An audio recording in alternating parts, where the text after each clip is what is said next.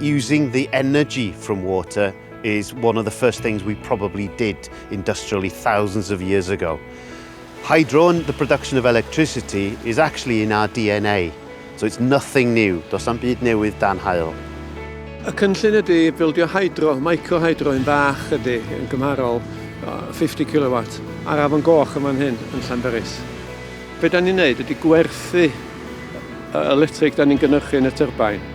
Mae dŵr yn dod i lawr o beipan, mae'n mynd trwy turbine sy'n size washing machine, a mae'n creu electric, mae'n mynd yn syth i'r grid yn y youth hostel. Felly mae'n gynnyrch electric glân.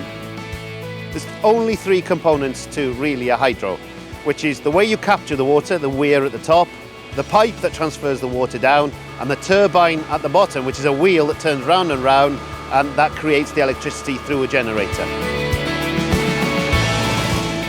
Da ni isio 250,000 o bunnoedd I wireddu y cynllun.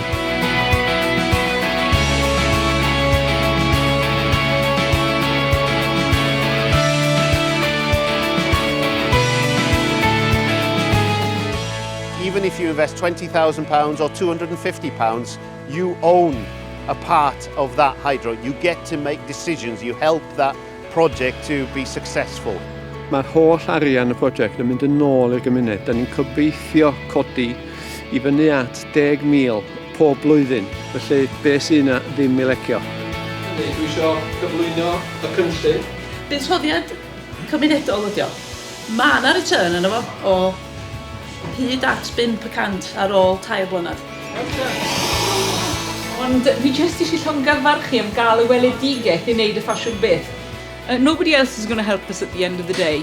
And using natural resources, what Wales has, this is our resource used for ourselves and for the benefit of the community. Oedd dair ardal yn codi pres i'r plant ifanc yn bentra de, a mae'n ddod mawr I dod. I think it's great that local businesses are getting involved in it, and I like the fact that it's going back to the community as well, so I'm super keen to get involved with it all. Fel da chi'n gweld rhyw shed bach fyddi, a fyddi allan o'r golwg sy'n I fel yn y coed, a dyn does dim rhaid I neb poeni na'n byd, ond mae'n rhywbeth da i'r gymuned sy'n I feddwl. Fi yn mynd I brynu siar, cos dwi'n byw yn lleol a dwi'n credu yn yr gwaith sy'n mynd ymlaen. Renewable energy is a no-brainer, and this is for the community. It's not going to speculators in London. It's as simple as that.